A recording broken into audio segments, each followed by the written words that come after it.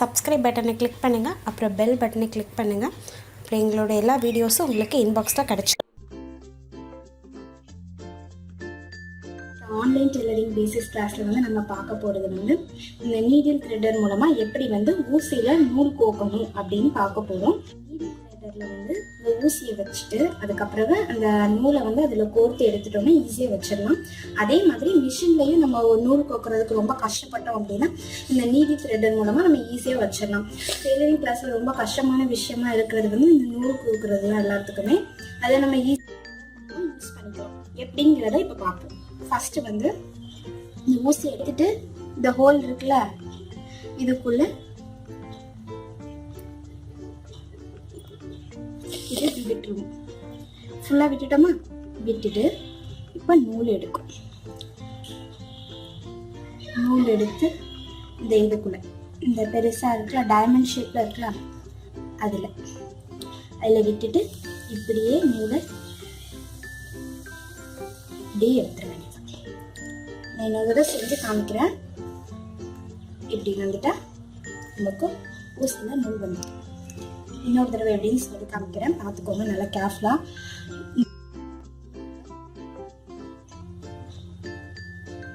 இப்படி விட்டுட்டு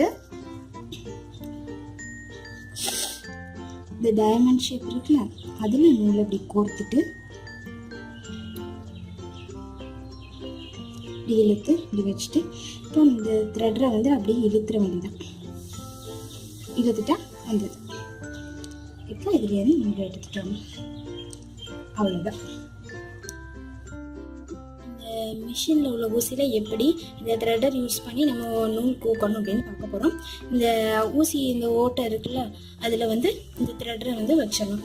வச்சுட்டு அதே மாதிரி தான் இந்த இதில் நூலை இந்த டைமண்ட் ஷேப்லாம் இருக்குல்ல இதில் விட்டுட்டு அப்படியே இழுத்துற வேண்டியது.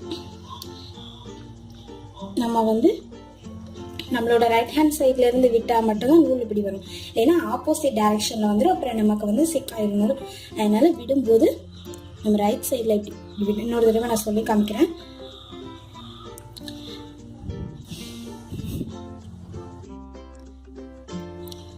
விட்டுட்டு நூலை இந்த த்ரெட்டரில் டைமண்ட் ஷேப் மாதிரி இருக்குல்ல அதில் விட்டு இப்படி இழுத்துடணும்.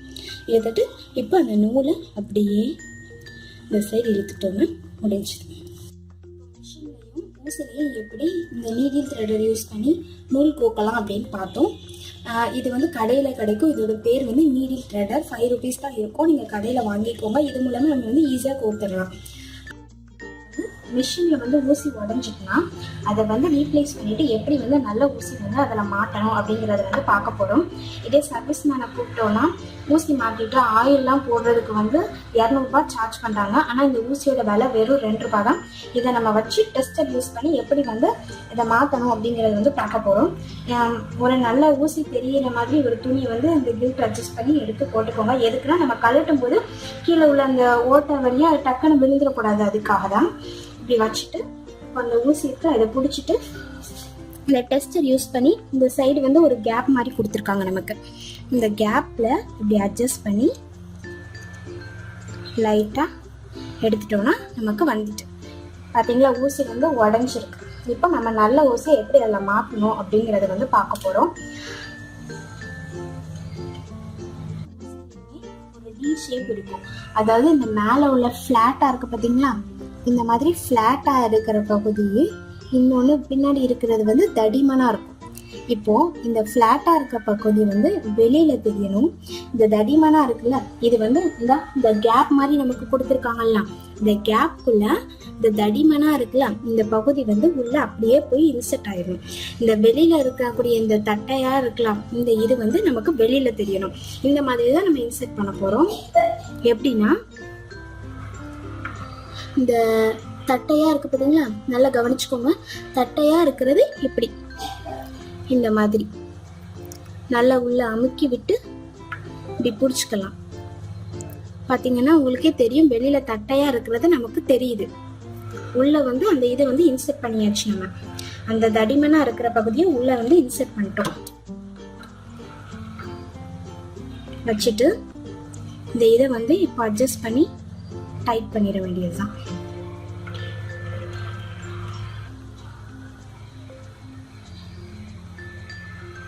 நல்லா டைட் பண்ணிட்டு டெஸ்டர் யூஸ் பண்ணி நல்லா டைட் பண்ணிட்டோம்னா ஊசி வந்து அது மாதிரி நம்ம ஞாபகம் வச்சுக்க வேண்டியது என்னன்னா, தட்டையா இருக்கிற பகுதி வெளியில தெரியணும், அந்த தடிமனா இருக்கக்கூடியது வந்து உள்ள போய் நல்லா இன்செர்ட் ஆயிடணும். அதுதான். ஓகேவா? மாட்டியாச்சு. இப்போ நான் வந்து கரெக்டாக தைக்கிறேன். நம்ம கரெக்டாக ஊசி மாட்டியிருந்தோம்னு வைங்க, நம்ம தைக்கும் போது கரெக்டாக தையல் விழும். அப்படி இல்லை அப்படின்னா நூல் ஒரு தையல் கூட நம்மளால போட முடியாது, நூல் வந்து அந்தந்து போயிடும். அப்படின்னா நம்ம என்ன பண்ணணும்னா, திரும்பி நல்லா கலட்டிட்டு ஸ்க்ரூ டிரைவரை வச்சு நல்லா அந்த ஸ்க்ரூவை நல்லா டைட் பண்ணி வைக்கணும் டெஸ்டர் வச்சு. ஓகேவா? நீங்கள் நூல் சப்போஸ் அந்தந்து போச்சுன்னா நீங்கள் நல்லா திருப்பி கலட்டிட்டு திரும்பி ஊசியை வந்து நல்லா மாற்றிடுங்க. மாற்றினீங்கன்னா கரெக்டாக வந்துடும். இந்த மாதிரி தச்சு பாருங்க.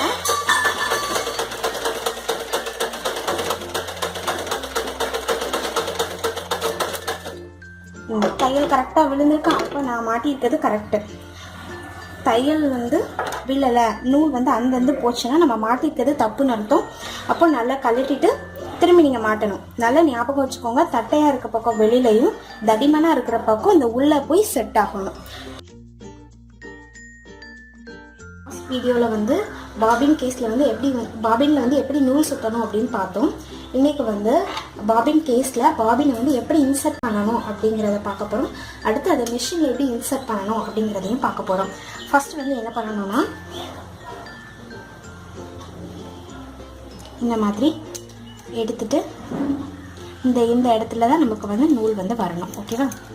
அதுக்கு தகுந்த மாதிரி நம்ம வச்சுட்டு நூலை இப்படி இந்த சைடு வரணும்.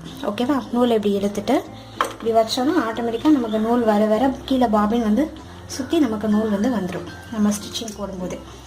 இந்த இது வந்து எதுக்குன்னா, இதை ஓப்பன் பண்ணி தான் நம்ம பாபினை வந்து கலட்டுவோம் இந்த மிஷினில் இருந்து. ஓகேவா? இதை எப்படி இப்போ மிஷினில் இன்சர்ட் பண்ணலான்னு பார்ப்போமா? இந்த மாதிரி இந்த மார்க்கர் இருக்கலாம், இந்த மார்க்கர் மேலே உள்ள இந்த மார்க்கரோடு நமக்கு வந்து ஜாயிண்ட் ஆகணும். அதே மாதிரி நமக்கு வந்து இப்படி கரெக்டாக போட்டுட்டோம் அப்படின்னா நமக்கு வந்து இந்த மாதிரி சவுண்ட் கேட்கும். ஓகேவா? இந்த மாதிரி சவுண்ட் கேட்டுச்சுன்னா நம்ம கரெக்டாக மாட்டிருக்கோன்னு அர்த்தம். இந்த மேலே உள்ள மார்க்கர் இந்த மார்க்கரோட ஜாயிண்ட் ஆகிருக்கணும். எப்படி? இந்த மார்க்கர் அந்த மார்க்கரோட ஜாயிண்ட் ஆகிருக்கணும். ஓகேவா? இதை எப்படி வந்து நம்ம வந்து பாபின் கேஸ் வெளில எடுக்கணும்னா, இந்த ஒரு இது மாதிரி கொடுத்துருக்காங்கல்ல, இதை இப்படி எடுத்துட்டு பாபின் எடுக்கலாம். இன்னொரு தடவை சொல்கிறேன். எப்படின்னா, இந்த மார்க்கர் அதில் போய் ஜாயிண்ட் ஆகணும். ஓகேவா? ஓகேவா? உங்களுக்கு பார்த்தீங்கன்னாலே தெரியும் இந்த மார்க்கர் வந்து அதில் ஜாயிண்ட் ஆகிருக்கு. கலட்டுறது எப்படின்னா, இந்த இது மாதிரி கொடுத்துருக்காங்கல்ல, இது இப்படி எடுத்தீங்கன்னாலே வந்துடும். ஓகேவா? இப்படி தான் பாபின் கேஸில் வந்து பாபினை வந்து இன்சர்ட் பண்ணி நூலை வந்து இன்சர்ட் பண்ணுறோம். த்ரெட் பைப்பிங் வந்து யூஸ் பண்ணும்போது நம்ம வந்து டபுள் ஃபுட்டர் வச்சு நம்ம தைக்க முடியாது. அதுக்கு நம்ம வந்து சிங்கிள் ஃபுட்டர் வந்து யூஸ் பண்ணணும். ஸோ எப்படி வந்து சிங்கிள் ஃபுட்டர் வந்து நம்ம டபுள் ஃபுட்டரை கழட்டிட்டு எப்படி சிங்கிள் ஃபுட்டரை வந்து அதில் வந்து ஃபிட் பண்ணணும் அப்படிங்கிறது வந்து இன்றைக்கி நம்ம வீடியோவாக பார்ப்போம். அதுக்கு முன்னாடி நீங்கள் இந்த மாதிரி சிங்கிள் ஃபுட்டர் ஒன்று வாங்கிக்கோங்க. இது ருபீஸ் வந்து 25 ரூபாய் அந்த மாதிரி தான் இருக்கும். ஸோ அதை எப்படி இப்போ கழட்டி சேஞ்ச் பண்ணணும் அப்படிங்கிறத வந்து பார்ப்போம். அதுக்கு முன்னாடி எங்கள் சேனலை சப்ஸ்கிரைப் பண்ணாதவங்க சப்ஸ்கிரைப் பண்ணிடுங்க. இப்போது இந்த மாதிரி நமக்கு வந்து ஒரு ஸ்க்ரூ இருக்குது. அந்த ஸ்க்ரூவை வந்து கலட்டினீங்கன்னா கலண்டுரும். ஸோ அந்த ஸ்க்ரூவை கலட்டி தான் நம்ம வந்து அந்த ஃபுட்டரை வந்து சேஞ்ச் பண்ண போகிறோம். ரொம்ப டைட்டாக இருக்கிற மாதிரி நீங்கள் ஃபீல் பண்ணிங்க அப்படின்னா ஸ்க்ரூ டிரைவரை வச்சு யூஸ் பண்ணி கூட நம்ம அதை கலட்டிடலாம். அதை கலட்டணும் அப்படின்னா பார்த்தீங்கன்னாலே உங்களுக்கு தெரியும், கலட்டினோடனே நமக்கு வந்து இந்த ஃபுட்டர் வந்து கலண்டு வந்துடுச்சு. ஸோ இப்போ இந்த நம்ம கலட்டியிருக்க அந்த ஸ்க்ரூவை அந்த சிங்கிள் ஃபுட்டரில் வச்சு நம்ம அதை மாட்டணும் அப்படின்னா அந்த இடத்துல வந்து கொஞ்சம் உங்களுக்கு டைட்டாக இருக்கிற மாதிரி நீங்கள் ஃபீல் பண்ணிங்கன்னா இங்கே மேலே நமக்கு அந்த ஒரு ஸ்ப்ரிங் மாதிரி இருக்குது. ஸோ அதை நீங்கள் வந்து கொஞ்சம் லூஸ் பண்ணிங்க அப்படின்னா அட்ஜஸ்ட் பண்ணோம் அப்படின்னா கீழே நமக்கு வந்து அந்த பேஸ் வந்து கொஞ்சம் நமக்கு ஃப்ரீயாக இருக்கும். ஸோ நம்ம மேலே நீங்கள் அட்ஜஸ்ட் பண்ணணும். நம்ம எல்லோரும் யோசிக்க மாட்டோம், கீழே இருக்கிறத மாட்டினா போதும் அப்படின்னு தான் நம்ம யோசிப்போம். ஸோ நம்ம மேலே அந்த இது ஸ்ப்ரிங்கை வந்து அட்ஜஸ்ட் பண்ணணும். ஸோ நீங்கள் அப்படி அட்ஜஸ்ட் பண்ணிங்க அப்படின்னா நமக்கு கீழே வந்து கம்ஃபர்டபுளாக இருக்கும். ஸோ நீங்கள் அதுக்கப்புறம் மாட்டினீங்க அப்படின்னா ஈஸியாக மாட்டிடலாம்.